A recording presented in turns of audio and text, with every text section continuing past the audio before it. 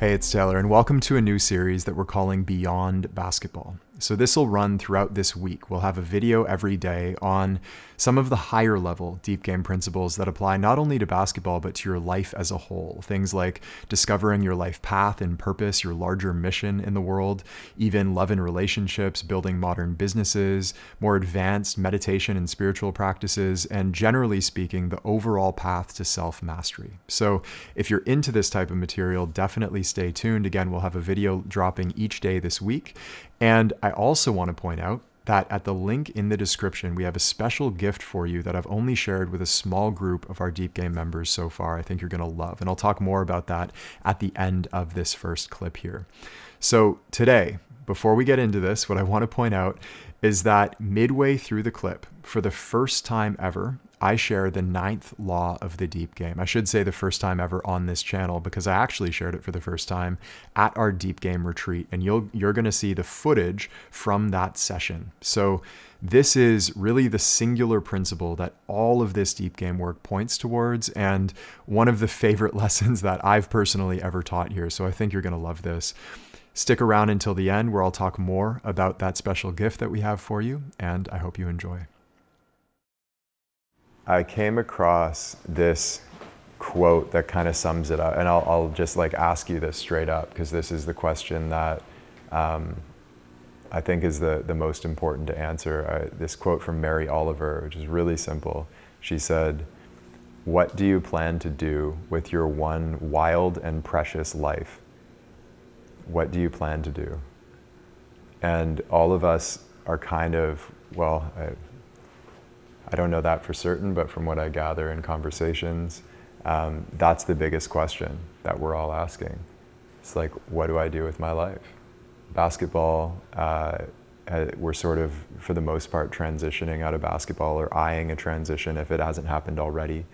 And looking out at the world and corporate society and the pressures of family and just the world at large, like get a job, make money.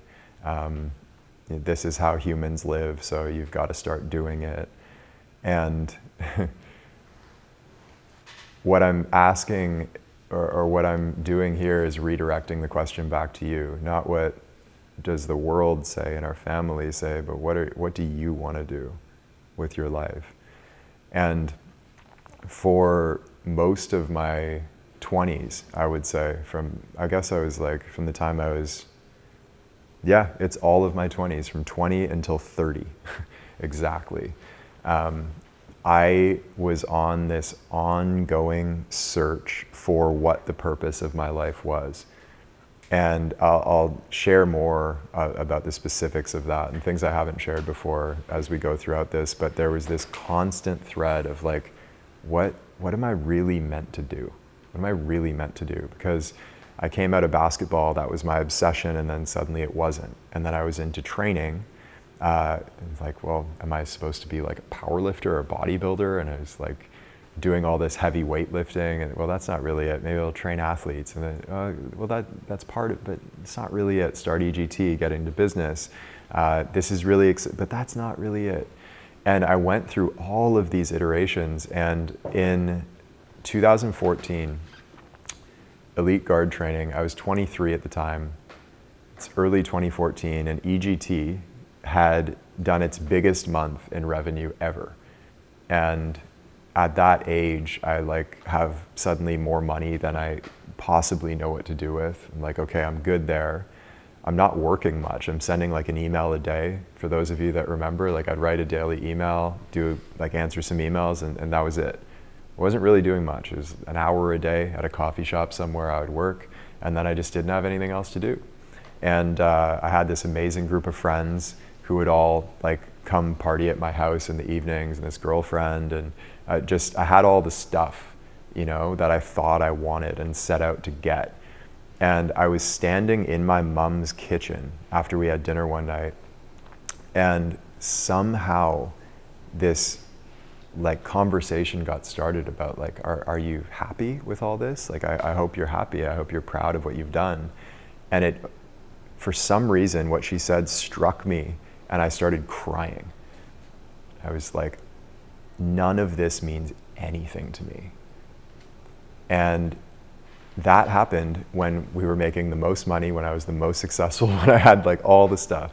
And I was like, suddenly it just hit me like, none of this matters.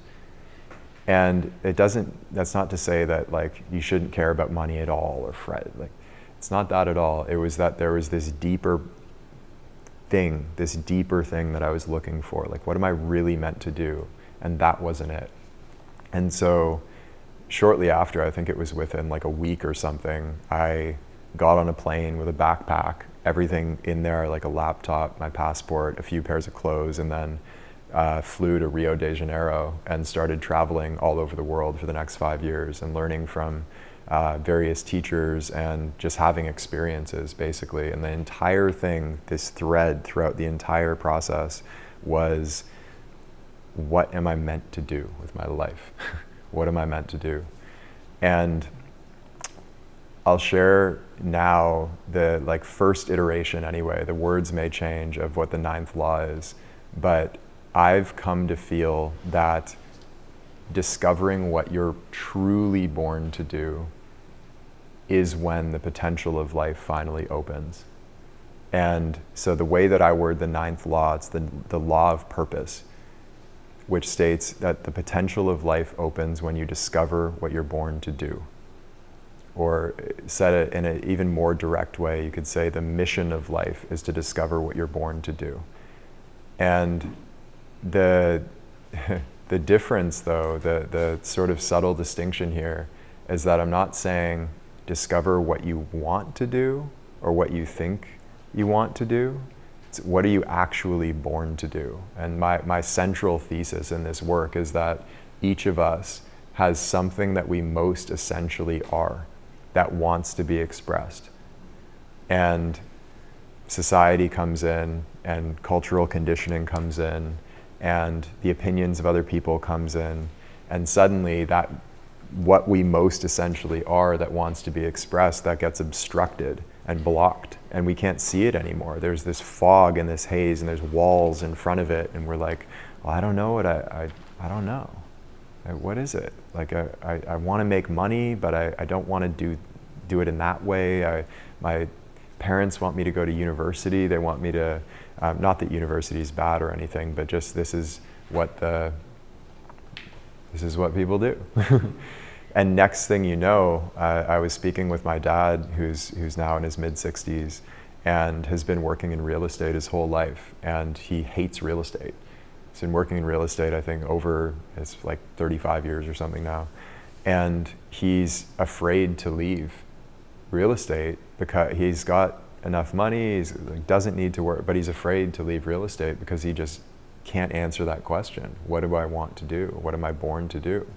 So if there's one wish that I have for this retreat and for all of this work actually, is that I can provide you with a reliable map for finding what it is that you're born to do, and to touch into that essential nature of what you really are, actually, fundamentally, at the deepest part of you, what you most essentially are, and give you practices that will unlock that and unblock it and allow it to be expressed in the world. And so that's kind of why we have all of these photos here, because these are individuals who, in my view anyway, have done that to various degrees, some more than others, but each of them are like really expressing what they were born to do.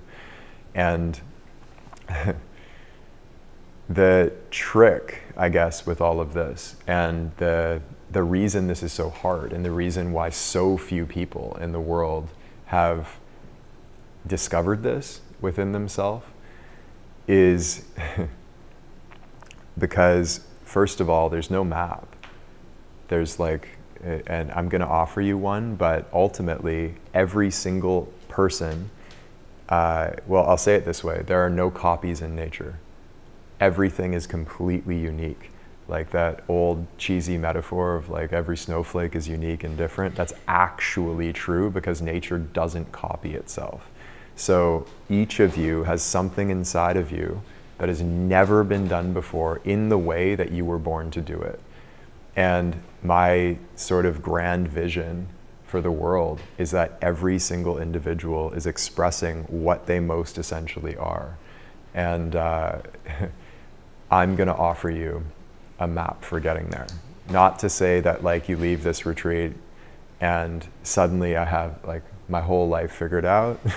Of course not. It took me 10 years, and I'll share exactly how I came to it. But I'll offer you the map with the caveat being, and the title actually of this session that came to mind was The Pathless Path. Because each of us are on this path that has no trail. If it's this old, we've all heard the old Joseph Campbell quote probably, that you enter the forest at the darkest point, and anywhere there's a path already, you know that it's not your path, because that path has been walked by somebody else. And so you have to go off-road and carve your own path. And I can share clues and things to look for and stages as the path unfolds that you will likely experience. But ultimately the path will be exactly your own. Hey, it's Taylor. If you enjoy this type of beyond basketball material, then I'd like to share something with you. So for the last few months, I've been writing a daily email newsletter for a small group of our Deep Game students who are interested in applying these principles beyond basketball to life as a whole. So we discuss things like finding your path in life, your purpose, even advanced meditation and spiritual practice, love and relationships, building modern businesses, and generally speaking, the path to self-mastery. And so if you'd like to join that email list, then there's a link in the description, or you can head over to taylorallen.me and you'll be able to sign up for that list. And not only that, but when you sign up, I'll give you a 90-minute talk from our Deep Game retreat last summer where I shared for the first time ever the 9th law of the Deep Game. This is some of my favorite material that I've ever released. And if you like this type of talk, then you're really, really going to love what you see in these daily emails and of course in the 9th law session. So head over to the link in the description and I will see you over there.